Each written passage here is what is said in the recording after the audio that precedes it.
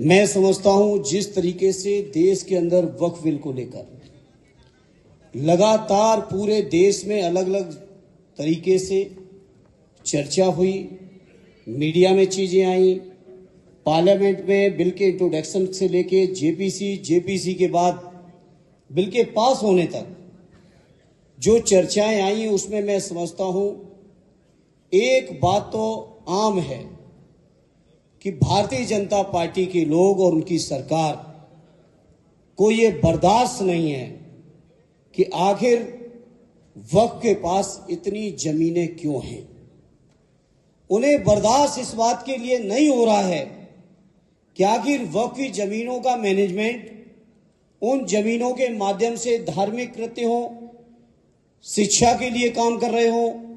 मदरसे चला रहे हो, मस्जिदें हो और तमाम तरीके के जो चीजें हैं उनको लेकर जो मुस्लिम भाई लोग अपने तरीके से काम कर रहे हैं, ये बात भारतीय जनता पार्टी के लोगों को बर्दाश्त नहीं है। इसे आज मैं इस मौके पर कहना चाहता हूं, अपने नेता आदरणीय अखिलेश यादव जी की ओर से कहना चाहता हूं, यहां उपस्थित सभी साहिबानों से और जहां तक ये बात चली जाए वहां तक कहना चाहता हूं, एक बात आप लोग एकदम दिल से निकाल दीजिएगा कि इस लड़ाई में अकेले आप हो। इस लड़ाई में आप तो हो ही हो, आपके साथ साथ हिंदू समाज का भी बहुमत आपके साथ है, कभी आप अकेले नहीं हो सकते। ये भारतीय जनता पार्टी के लोग जो मैं समझता हूं 100% में 30, 32, 34, 35% से ज्यादा लोग इनके साथ नहीं हैं, लेकिन इनके साथ तमाम एजेंसियां चल रही हैं, तमाम तरीके की ऐसी संस्थाएं चल रही हैं जो राजनीतिक लोगों पे दबाव बनाकर इस बिल को पास कराने में सफल हुए हैं। लेकिन आज इस मौके पर मैं आह्वान करना चाहता हूं आप सभी का, जिनके बारे में संसद में भी चर्चा हुई है, चाहे वो आंध्र प्रदेश वाले हों, चाहे वो बिहार वाले हों, चाहे वो पश्चिमी उत्तर प्रदेश के लोग हों, चाहे वो कर्नाटक वाले हों, देवेगौड़ा साहब, नायडू साहब हो, नीतीश साहब हो, जैन साहब हो, सबके सब लोगों को आने वाले समय में जो तरीका होता है लोकतंत्र का, सियासत का, उस सियासी तरीके से आपको भी सबक सिखाने का संकल्प लेना पड़ेगा। मैंने वक्त बिल के चर्चा के समय कई इन दलों के सांसदों से कहा कि आखिर आप तो सपोर्ट लिए हो मुसलमान भाइयों का, आखिर आप क्यों ऐसा फैसला लेने जा रहे हो। तो उनको लगता है कि इस समय बिल पास करा लो, बाद में फिर कोई ना कोई मुद्दा बनाकर, कोई ना कोई नई तस्वीर पेश करके वो चुनाव में वोट ले लेंगे। इसलिए मैं इस मौके पर आपसे कहूंगा, शुरुआत कर दीजिए, बिहार का चुनाव आने जा रहा है, बिहार के चुनाव से ही सफाई कर दीजिए, जिससे कभी ये दोबारा आपके किसी भी हक के खिलाफ लड़ाई न लड़ सके। इसलिए मैं आज इस मौके पर विश्वास दिलाता हूं all India Muslim personal law board के सभी पदाधिकारियों का, और मैं समझता हूं मौलाना कलवे साहब ने चर्चा की कि पूरे देश की तमाम तंजीमें आज मुस्लिम पर्सनल लॉ बोर्ड के बैनर्स के साथ खड़ी हुई हैं। मैं अपनी ओर से, अपनी समाजवादी पार्टी की ओर से, अपने नेता आदरणीय अखिलेश यादव जी की ओर से आपको ये विश्वास दिलाता हूं, आप सब जो भी फैसला लोगे अपनी पूरी क्षमता और पूरी हैसियत के साथ आपके फैसले के साथ मजबूती से खड़े दिखाई देंगे। यह हम आपको विश्वास दिलाते हैं। हमने जंतर मंतर पर भी आके कहा था, यह मसला चाहे सड़कों में रहेगा, चाहे संसद में रहेगा, चाहे माननीय सर्वोच्च न्यायालय में जाएगा, हर स्तर पर समाजवादी पार्टी आपके साथ खड़ी दिखाई देगी। मैंने उस समय भी कहा था, आज फिर दोहराना चाहता हूं। मुझे उम्मीद ही नहीं, पूरा यकीन है, जिस तरीके से माननीय सर्वोच्च न्यायालय में बहस और चर्चा शुरू हुई है और जो बातें वहां से निकल के आ रही हैं, मुझे पूरा यकीन है कि ये बिल माननीय सर्वोच्च न्यायालय में स्टैंड नहीं करेगा। सर्वोच्च न्यायालय का फैसला हमारे हक में होगा।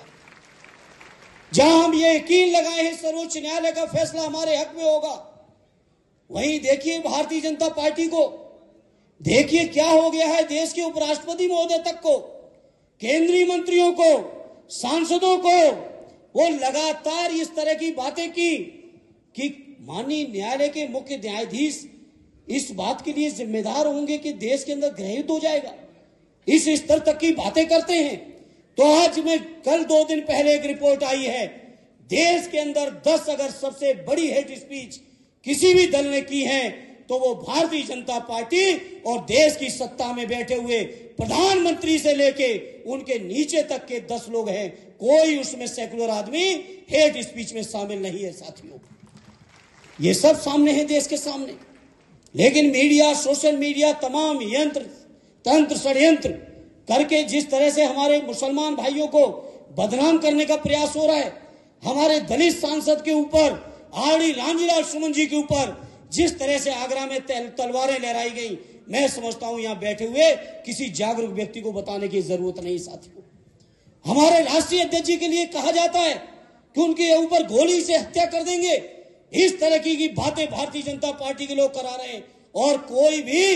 कानूनी कार्रवाई नहीं हो रही है साथियों। इसलिए आज मैं कहना चाहता हूं, मौलाना कलवे साहब ने चर्चा की लखनऊ उत्तर प्रदेश की। मैं समझता हूं आज पूरे उत्तर प्रदेश के अंदर जब ये वक्फ बिल लोकसभा से पास भी नहीं हुआ था, उससे पहले से ही तमाम मस्जिदों के सर्वे करना शुरू कर दिए गए थे साथियों। पहले पास होने से पहले ये बीजेपी के लोग, उत्तर प्रदेश विशेषकर उत्तर प्रदेश और देश के अंदर भारतीय जनता पार्टी के लोग केवल नफरत की बुनियाद पर देश को गुमराह करना चाहते हैं। इसलिए मैं इस मन से आपसे अपील करूंगा, बहुत धैर्य से काम लेने की जरूरत है, बहुत संयम से काम लेने की जरूरत है और लोकतांत्रिक तरीके से जो भी रास्ते हैं जो बाबा साहब हमें आपको देके गए, जो भी रास्ते बापू महात्मा गांधी जी हमें आपको देके गए, हर रास्ते पर चलते हुए हमें अब आपको सबको मिलके न केवल मुसलमान भाइयों की बल्कि मुसलमान भाइयों के साथ साथ अपने दलित भाइयों की, अपने दलित भाइयों के साथ साथ अपने पिछड़े भाइयों की, अपने बौद्धिस्टों की, अपने जैन समाज के लोगों की, सभी धर्मों के लोगों की, सभी वर्गों के लोगों के मान की भी, सम्मान की भी, स्वाभिमान की भी, हकों की भी, अधिकारों की भी, सबकी रक्षा की जिम्मेदारी हम सबकी बनती है मेरे साथियों। और मुझे यकीन है ये लड़ाई केवल हमें आपको, ये संघर्ष केवल हमें आपको वक्फ बिल तक ही नहीं करना है। वक्फ बिल तो ऊपर वाले ने चाहा तो हम लोग फिर से अपने वही अधिकार वापस लेके रहेंगे। उम्मीद है कि माननीय सर्वोच्च न्यायालय का फैसला हम सबके हक में होगा। और नहीं तो अपील करूंगा, अभी तो ताकत दी है आपने 232 की, हालांकि 240 तक जा सकते थे। कुछ साथी अनुपस्थित थे, मैं पूरे मंच को बताना चाहता हूं, कुछ साथी थे जो कोई बीमारी कारण किन्हीं कारणों से 240 तक लगभग हम लोग पहुंच सकते थे। लेकिन हमें फक्र है आदरणीय अखिलेश यादव जी को मानने जानने वाले 37 के 37 सांसदों ने बहुत मजबूती के साथ इस बिल का विरोध किया है साथियों। इसलिए मुझे उम्मीद है आप सबकी दुआएं रहेंगी, आप सबका सहयोग रहेगा, तो वो दिन भी दूर नहीं कि जरूरत के 272 का भी आंकड़ा पार करके न केवल वक्फ बिल के सम्मान के लिए, न केवल वक्फ अधिकारों को लेने के लिए, बल्कि समाज के हर दबे कुचले, शोषित पीड़ित, जो उपेक्षित हैं, जो भारतीय जनता पार्टी से पीड़ित हैं, इन सबको न्याय दिलाने का काम हम सब लोग मिलकर करेंगे। ये मैं यकीन और विश्वास के साथ आपसे कह सकता हूं। इस शानदार मंच पर मुझे जंतर मंतर पर भी आपने बुलाया, मुझे आज भी दाल कटोरा के मंच पर आपने बोलने का मौका दिया, मैं उसके लिए अपनी ओर से शुक्रगुजार और शुक्रिया अदा करते हुए मैं आपको यकीन दिलाता हूं, आदरणीय अखिलेश यादव जी की ओर से यकीन दिलाता हूं कि आपकी हर लड़ाई में हम लोग साथ खड़े दिखाई देंगे। कभी कमजोरी हम लोगों की तरफ से आप नहीं पाओगे, यह मैं आपको यकीन दिलाता हूं। और एक आखिरी बात कहते हुए अपनी बात को खत्म करूंगा। सदैव नेताजी माननीय मुलायम सिंह यादव जी ने जो रिश्ते कायम किए, जो संस्कार दिए हैं सेकुलरिज्म के, जो संस्कार दिए हैं देश के भाईचारे के, देश के अपनेपन के, देश के संविधान को बचाने के, उन संस्कारों पर चलते हुए माननीय अखिलेश यादव जी चट्टान की तरह आपकी ही लड़ाई को लड़ते रहेंगे। ये यकीन भरोसा दिलाते हुए अपनी बात को विराम देता हूं। जय हिंद, जय भारत, जय समाजवाद।